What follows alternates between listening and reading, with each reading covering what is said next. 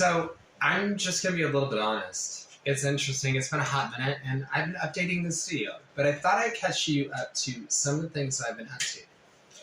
If you don't know, surprise, surprise, I'm doing a lawsuit versus the Prey Room in Pantego, Texas. And I'm excited that they cut communication. What's that story all about? Let me dive into it. Basically, and I'm led to believe, they discriminated against me because I'm ex-gay.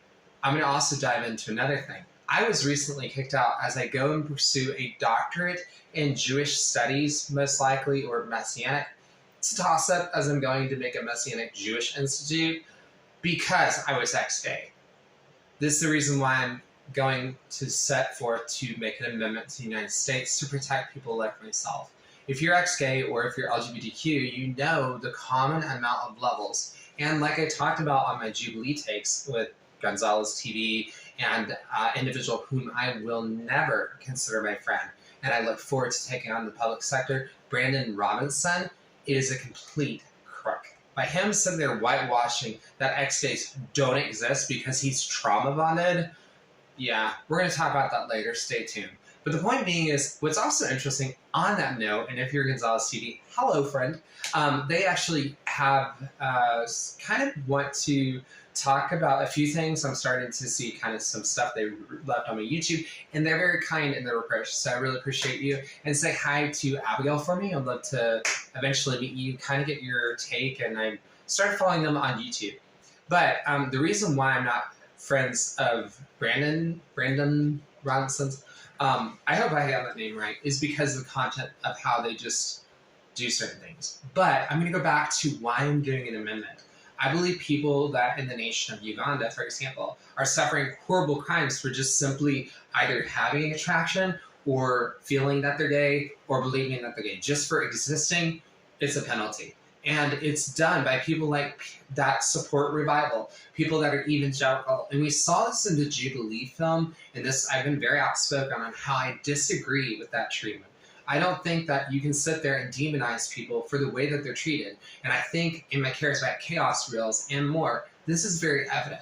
It's the reason why when they at TPR, and if you haven't followed me, go to Twitter and you'll see all the things about Sober by Grace and how they are neglectful of their own facilities. And I, as a property manager of one of 3 managers, have been outspoken. Now, TPR asked me to go ahead and post all of the details about Bryce Hundall's information and how he is not reliable. And you can find that on Twitter. And I just made a podcast, so go down below, and you can find my podcast where you can hear the latest things, programming, Exgay content, and more. And you can also go to our Patreon at You Just Subscribe Patreon, where you can go and you can subscribe.